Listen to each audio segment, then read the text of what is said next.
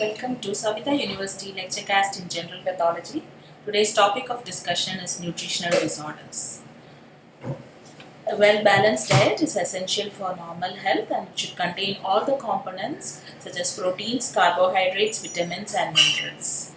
When any of this component is missing in a normal diet, it is called as primary malnutrition. When all the components are present and the patient or the person involved is not able to absorb these components because of other causes such as malabsorption states or chronic illnesses, it is called as secondary malnutrition.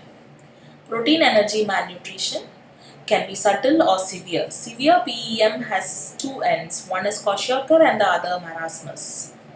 Now, before moving on to discuss the protein energy malnutritions, we need to understand that the protein stores in human body, for our ease of understanding, is divided into the somatic compartment and visceral compartment. Somatic compartment indicates those protein stores in skeletal muscles and visceral compartment indicates those protein stores in visceral organs. We should note that in marasmus, the protein stores in skeletal muscles are depleted and in Kwashiorkor, the protein stores in visceral organs are depleted. A healthy child is a joy to behold. Why we are discussing it here is because these protein energy malnutritions are readily manifest in children. In marasmus or in a marasmic child, the weight falls below 60% of the normal, growth retardation occurs, there is sparing of visceral compartment as already discussed.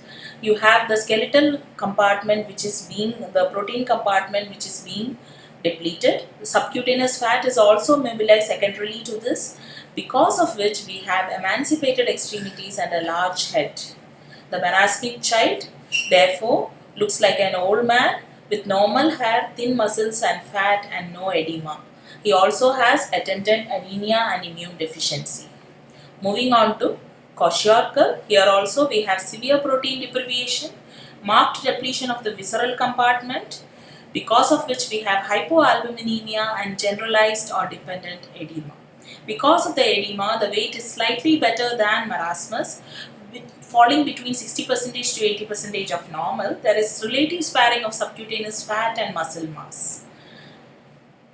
Also, the Kwashiorkor child may be affected by skin lesions termed as flaky paint, wherein you have alternate patches of hyperpigmented and hypopigmented areas. Also, hair changes can be seen where the hair is thin, smooth and easily detached. Fatty liver or organomegaly along with its attendant apathy, listlessness and loss of appetite is also evident.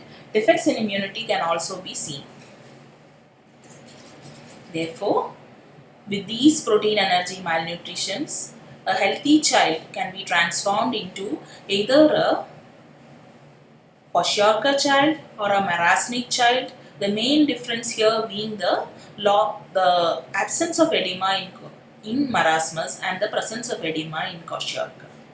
Morphologically, the anatomic changes of protein energy malnutrition is seen in both the cases. Fatty liver is seen in Kwashiorkor. In small bowel, you have decrease in mitotic index and disaccharidase deficiency, hypoplastic bone marrow, cerebral atrophy and other effects such as the intercurrent infection and its complications are also evident. Moving on to secondary protein energy malnutrition, this is usually evident in either chronically ill or hospitalized patient, the characteristic example being cachexia seen in cancer patients. Now we will see certain nutritional disorders, classic among them being anorexia nervosa and bulimia. Anorexia nervosa is self-induced starvation leading on to weight loss, and bulimia is characterized by binging followed by vomiting.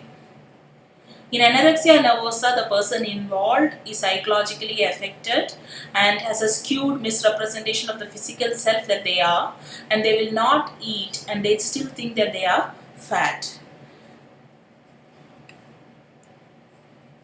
The clinical findings in anorexia nervosa are severe protein energy malnutrition manifestations, effects on endocrine systems wherein you have decrease of the gonadotrophic release hormones resulting in amenorrhea in almost all of the cases in involved women, decreased thyroid hormone release resulting in bradycardia, cold intolerance, fatigue and all the other symptoms, dehydration and electrolyte abnormalities. Skin changes are also seen. The electrolyte abnormalities can lead on to cardiac arrhythmia and sudden death. Bulimia, on the other hand, affects the person involved to binge on carbohydrate rich food, and then it is followed by bouts of repeated vomiting. These bouts of repeated vomiting lead on to menstrual irregularities, amenorrhea in around 50% of the involved women. Weight and gonadotropins levels are maintained near normal. There is hypokalemia-induced cardiac arrhythmia, and because of the repeated vomiting, they might have pulmonary aspiration and or esophageal and stomach rupture. Of interest to the dentist population are the multiple erosive lesions that are observed. That's it for today. Thank you.